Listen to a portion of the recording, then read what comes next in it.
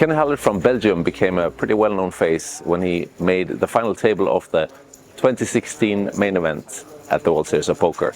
He lives in London now, and he's here at the PokerStars EPT to take part in the tournament and to talk to us, of course.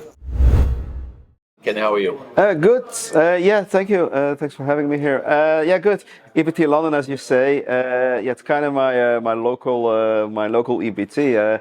For the first time ever, I can sleep in my own bed during an EPT, and it's just a couple of bus stops away that I'm living from here. So yeah, happy that the EPT is here, and I'm doing well as well.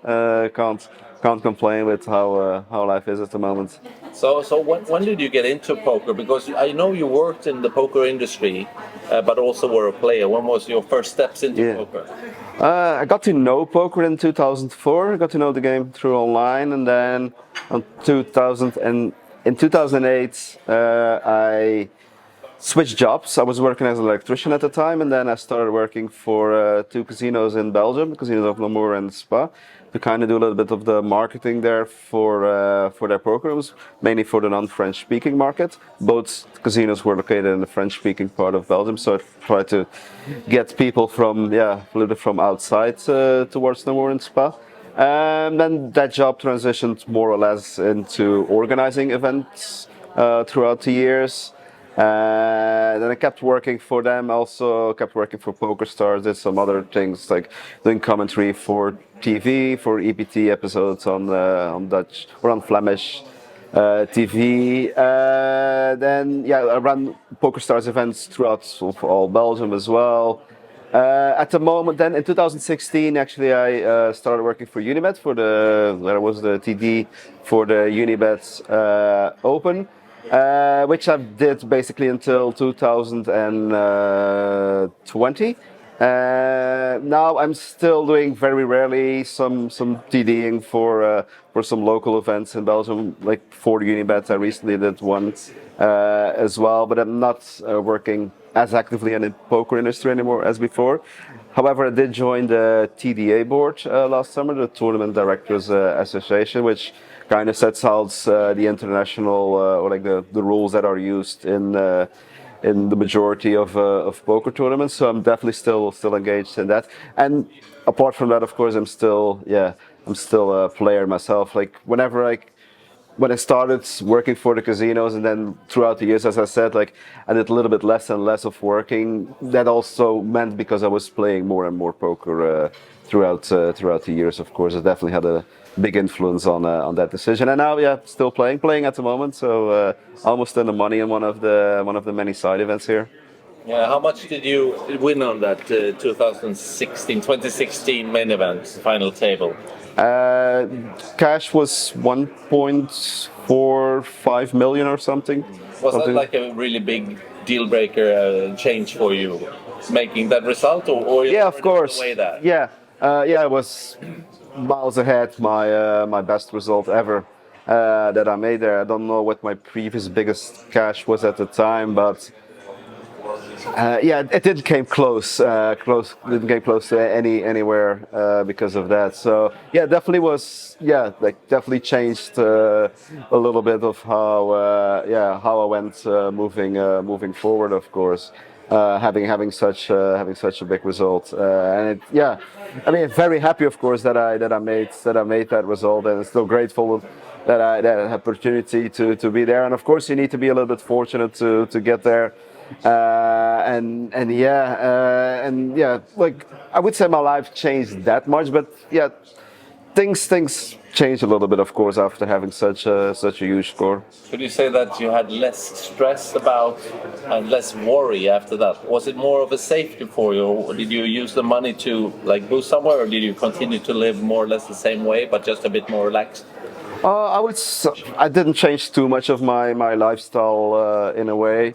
But it was definitely a bit more relaxing, having a bit of a financial buffer, of course, behind you, which is also, of course, very important as a poker player. But I was always kind of a little bit of a bankroll nit anyway. And I always when I had my job to pay, when I was working for the casinos and doing the tournament director things, those for me were the jobs that paid the bills, and like separated those two funds like from each other. I had my poker bankroll, I had my live bankroll, and my job paid the bills, so I never had to worry about getting an income because I had an income. So I never had to worry about making money in poker. Put it in that way, to pay the bills, because I had an income that paid the bills. So that was already like a big part of stress that a lot of people have that I didn't have to encounter at the time. Was that result in 2016 the reason for you to move to London, or was it? Did it come after? That was already something I had in my mind for quite some time to get to London. I never really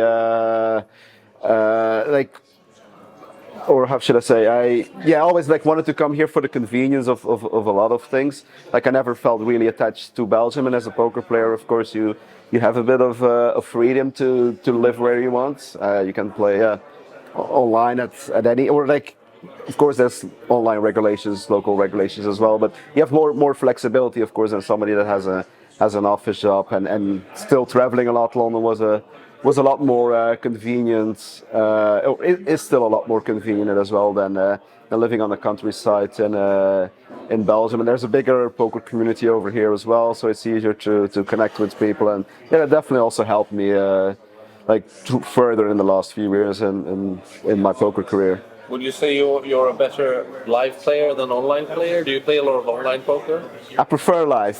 I think I remember that. Yeah. You're also. Yeah. You think you're a better live player? I think I'm better live than online for sure. Yeah, but yeah, if you ask me now, like if you put me for a decision for the rest of your life, you can only play online and live, I won't hesitate a second to come up with an answer. Like I've always been enjoying way more the live aspect than the online aspect of it. So yeah, I could play. Yeah, live poker 24/7 basically. Like if there's a tournament down the road, I'll like if there's a £500 tournament down the road, I'll happily play it. And don't necessarily get excited for a $500 online tournament. Put it in that way. Right. So the live poker scene in London is okay. Is it like possible to play enough for a week? Live poker in London? Well, there's some tournaments, and there's some series going on, but I still travel a lot as well. Of course, there's a reasonable amount of live poker tournaments already going. I mean, since the whole Corona thing, live poker is pretty much back in full force. So yeah, half of the year I'm pretty much outside of the country, traveling from one tournament to another. Is there room for you in your life for other things than playing poker? What else do you have an interest in? Sports. I'm still quite a big sports fan, and I like good food as well. So London is actually also a good place for that. Lots of amazing restaurants over here, and sports. Yeah, watching a lot of football and cycling, Formula One. I would say those are like my three biggest interests. Do you have a favorite team in football? Bruges, FC Bruges. Bruges, yeah. Yeah, and we're doing well this season in the Champions League. So already qualified for the next round with 2 games to go. Amazing results. It is amazing, yeah. So hopefully we can continue. Yeah. And an English team that you follow more closely than others? If I have to pick a team in England, it would be Liverpool. Mainly because I'm named after Kenny Dalglish. Really? Yeah. Ah, that's funny. That's where I got my name from. So kind of always had a little bit of a connection with Liverpool. So, okay. But yeah, not that I would regularly watch a game of them. But if they're playing, like they would always have my support. Put in that way. Yeah. Excellent, Kenny. Good to meet you again. It's been quite a few years, and maybe we have a longer talk in the Swedish deal someday. Yeah, that sounds good. Yeah. Do you live in London? Pretty close around here. I live in Paddington, so that's it's about a 15-minute walk maybe from where we're at the moment. You got the Heathrow Express there to and I had to get to the rest of the world, indeed. That's correct. Yeah. All right. Good luck in the tournament here, and we'll talk soon again. Yeah, sounds good. Thank you.